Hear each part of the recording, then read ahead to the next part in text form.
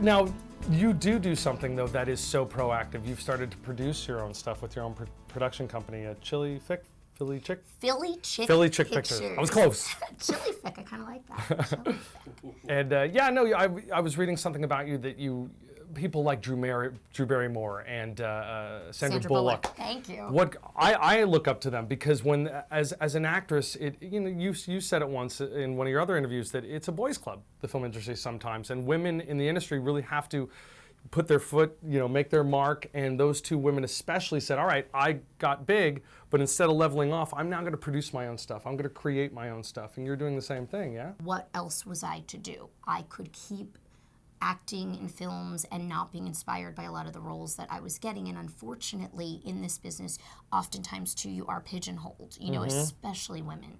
And so they would look at me and let's say, and next thing you know, I'm getting cast, and I still do, and sometimes the roles are phenomenal, and so don't stop asking me to do these roles, okay? However, I was getting so much of the big-haired Guidette and the hooker and, stuff like that, and so you're so pigeonholed because of sometimes what you look like, and, so you have to find ways to create other roles for yourself and stronger roles for yourself, and those women that you mentioned absolutely inspire me every day. Did you find that you got pigeonholed and then used that, or that you fought it?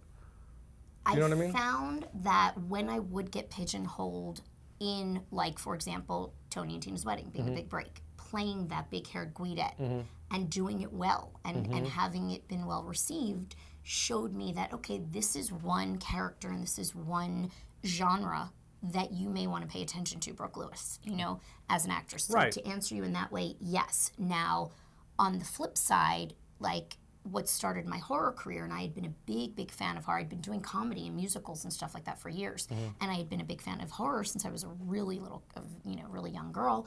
And what I did was I also paid attention to what was hot. Now this was the producer brain in me more than the actress. What is hot right now in this industry? I'm watching Friends. I'm sort of being involved in producing some lower budget films, and none of them had really hit.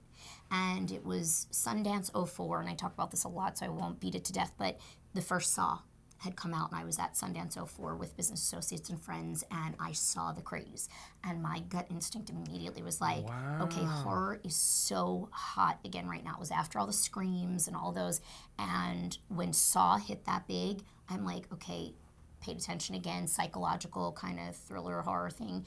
And I went back to one of my producing partners in New York and said, okay, we need to make a horror thriller. Write me a script that I can play one of the leads, and we can do this horror thriller. And I did know, and then, so that's where to go back to your question a bit.